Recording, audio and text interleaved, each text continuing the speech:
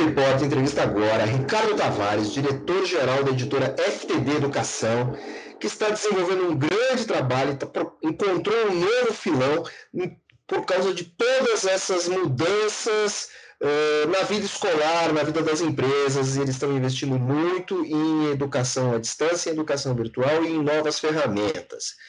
Ricardo, como vai? Tudo bem? Tudo bem, André? Prazer falar com você aí, com o teu público. Muito obrigado. Meu caro, quais são os novos filões que a FTD Educação está explorando nesse momento aí, que tudo está mudando na área de educação, tudo está mudando nas relações entre as empresas e seus consumidores? Bom, a FTD é uma empresa de 118 anos, né? Então a gente já passou por algumas transformações comportamentais na educação, mas de fato, acredito que a educação é um ambiente onde as mudanças sempre demoraram muito para acontecer, né? Diferente de outras áreas, da própria área de tecnologia, as fintechs, enfim, né? A própria indústria, etc., né? E a gente vem num movimento bastante acelerado, observando o mercado. A gente tem uma estrutura de inteligência competitiva bem montada aqui na casa, né? Então a gente vem avaliando muito. No final, é uma questão de comportamento, de consumo de conteúdo, com resultado em aprendizagem, né? Esse é o nosso negócio. Um dia a gente já foi indústria, né? Um dia a gente já teve o livro como sendo o nosso principal objeto. A gente entende que hoje ele ainda é importante, mas ele é parte de uma cadeia bem mais complexa e bem maior do que somente o livro impresso ou a apostila, o que seja, né? Nesse sentido, a gente tem uma rede própria de colégios dentro do grupo a qual pertence a FTD, que é o Grupo Marista, né? Então, a gente também aprende com os colégios maristas aí toda essa transformação. Tem uma rede enorme de clientes do mercado privado no Brasil inteiro, né? A nossa capilaridade é nacional, uma presença bastante forte, né? No Brasil todo, a gente diz que não há CEP no Brasil que não tenha um consultor FTD. E a gente tem do outro lado também o governo federal, os governos estaduais, os municípios, também como clientes que consomem conteúdo na área pública, né?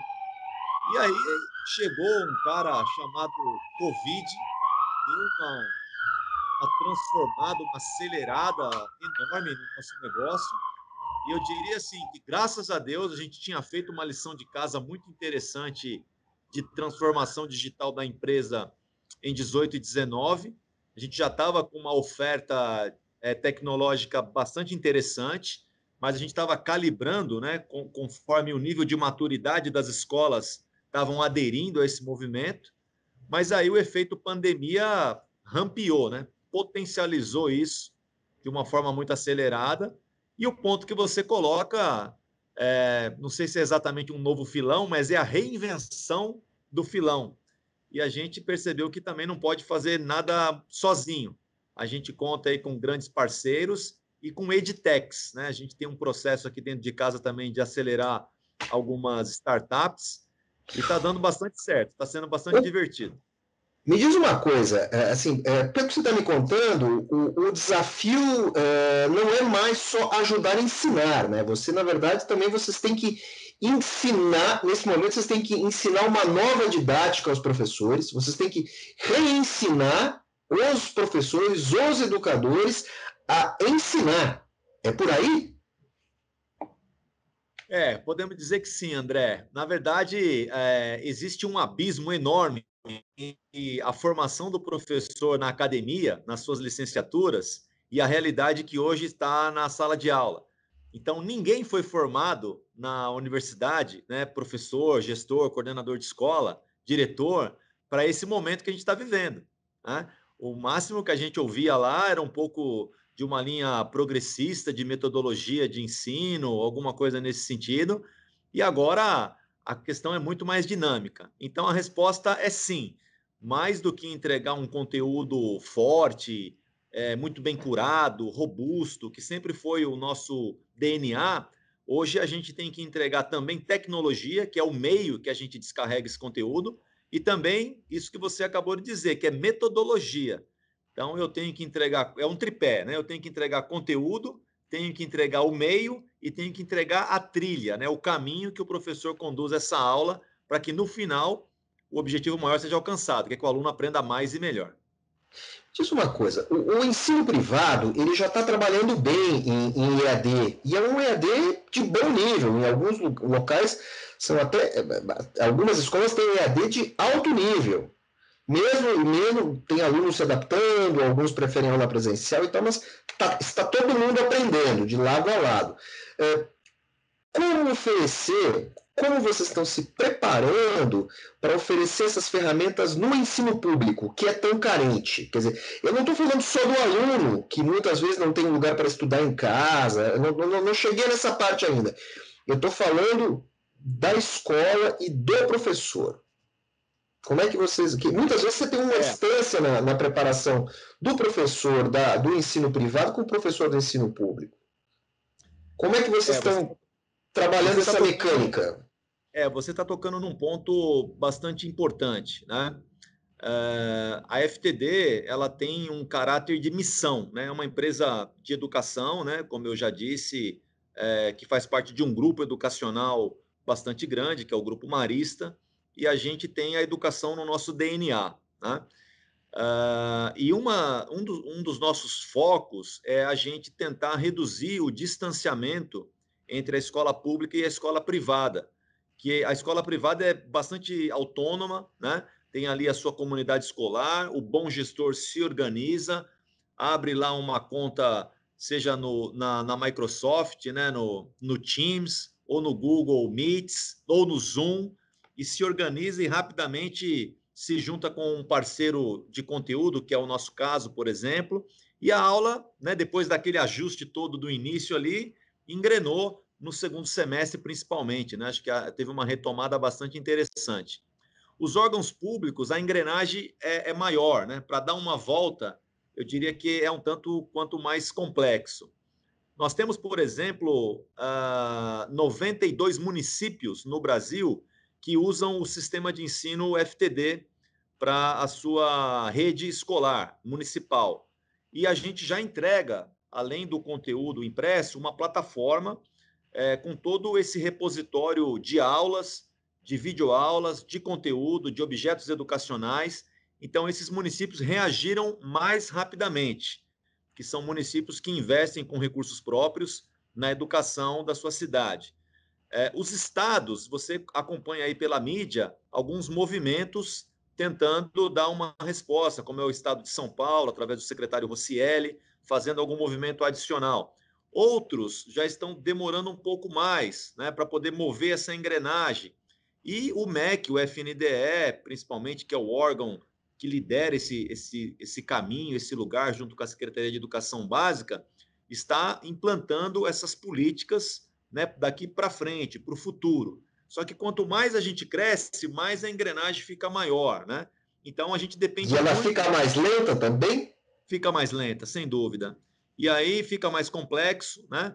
Mas eu vejo assim que há uma vontade, um anseio, um desejo muito grande dos administradores públicos de fazer essa engrenagem rodar. Só que a velocidade não é como a gente imagina que aconteça na tecnologia ou numa escola privada que é mais autônoma, né? Então, há um distanciamento e a gente está tentando contribuir muito para que esse distanciamento seja reduzido. Um exemplo prático nesse discurso meu aqui, Por favor, eu preciso de exemplos práticos. Por favor. a gente lançou um site, você pode entrar aí, chamado conteúdoaberto.ftd.com.br, onde a gente já tem quase 600 mil usuários bebendo dessa fonte, desse recurso, gratuitamente em todos os níveis de ensino. Então, nós fizemos parcerias com 15 empresas de educação, entre elas aí o Google e a Microsoft também, disponibilizando recursos gratuitos para que essas redes públicas possam se organizar e beber dessa fonte aí. Então, foi um jeito que a gente encontrou de orientar, de ajudar, com videoaulas, com tutoriais, com uma série de coisas para diretores de escola, professores, famílias e os próprios estudantes que queiram trilhar um caminho autodidata de preparação para os vestibulares, para o Enem, por exemplo, nesse tempo tão difícil. Eu quero me diga uma coisa, me explica e também conta para os nossos ouvintes, desculpe a minha ignorância, o que fazem as EDTechs e como elas estão mudando o segmento? É legal, EdTech é incrível, assim, eu estou apaixonado por esse caminho. O que a gente, em geral, tivemos, né, nas nossas empresas, como uma área de inovação, uma área de novas mídias, né, área de produto. Hoje você tem edtechs no Brasil todo fazendo coisas muito incríveis e que, no final, eles são muito mais rápidos do que a gente, né, do que a empresa. E estar próximo de uma edtech, você tem insights e inovação com uma velocidade impressionante. O desafio é checar, obviamente, testando, né, fazendo aquele chamado MVP, né, que é o mínimo produto viável, colocando em algumas escolas, muitas vezes na nossa própria rede, aprimorando para ver se tem aderência, ajustando com rapidez para poder escalar. Por exemplo, o que a gente vai agora já preparar para 2021 é um caminho muito forte do ensino adaptativo, né? A gente tem trabalhado isso dentro de casa, ele está amadurecendo, que é o chamado Adaptative Learning, que a partir de testes, né, de simulados que o aluno faz numa plataforma, a gente identifica através de um algoritmo, de uma inteligência artificial, quais são as potencialidades e quais são os gaps de aprendizagem desse aluno. E o próprio sistema já recomenda conteúdos e atividades para que ele supere esses gaps e se prepare melhor, seja para os exames oficiais, ou seja para a vida, para a vocação, para a vocação profissional, para onde que ele queira trilhar o seu projeto de vida. Então, esse tipo de iniciativa surge em parceria com algumas edtechs, umas que a gente já tem hospedado dentro da PUC do Paraná, que também pertence ao Grupo Marista, né? A gente tem lá a Hot Milk, que é uma aceleradora de startups, a gente está muito junto do nosso time lá. Então, são iniciativas que vão surgindo e a gente vai testando. Outras, André, surgem e a gente pensa que vai ser uma coisa legal, mas de repente não dá aderência. Então, a gente aprende rápido, pode dar velocidade ou simplesmente evitar algum tipo de distração. O legal da EdTech também é ver a calibragem do nível de maturidade dela, porque às vezes o proprietário de uma startup, de uma EdTech, ele tem uma ótima ideia, ele tem uma visão educacional interessante, só que ele não tem esse conhecimento do mercado, né? Ele não tem essa experiência, ele não tem esse analytics, ele não tem todo esse repositório que a gente tem de informação, de dado, para poder cruzar e ver se é escalável a proposta da EdTech. Não sei se deu Me para dar diga, uma ideia aí, sim, mas é sim, bastante eu coisa. estou entendendo assim, a EdTech eu posso dizer assim, é uma fintech de educação Isso aí, voltada para a área tecnológica. exatamente. É Agora, uma assim, além do fintech que você. aplicada em educação. Agora, me diz uma coisa, sempre com a tecnologia em cima. Agora, me diz uma coisa, você falou de uma iniciativa. Que ideia de EdTech, que produto de EdTech que você acha que está faltando, que seria muito legal aprimorar ou que vocês estão pensando em jogar no mercado em breve?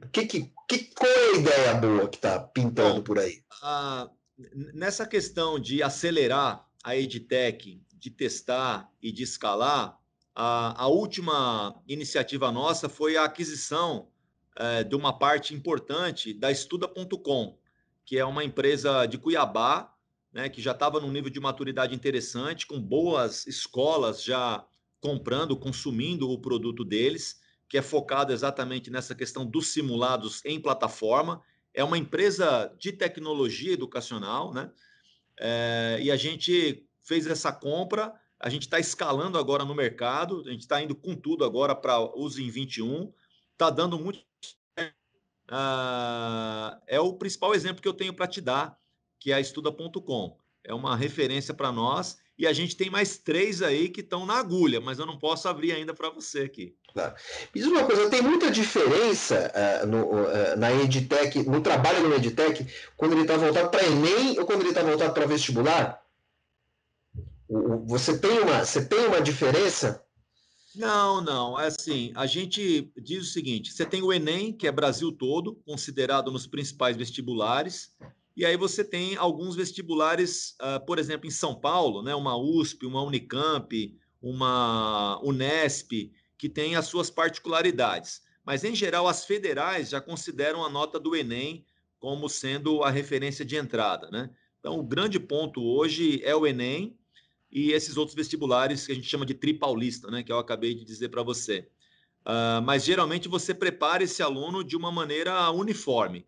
Ainda não tem um clique ali que o cara dá, ainda não tem um clique na plataforma e diz, olha, eu quero ir para essa, posso tentar por aqui, enquanto eu faço todo o meu estudo para o Enem geral, mas ainda não tem uma portinha para o sujeito entrar ali e direcionar mais para aquele tipo de barreira que ele vai encontrar, para aquele tipo de questão que ele vai encontrar para determinada instituição.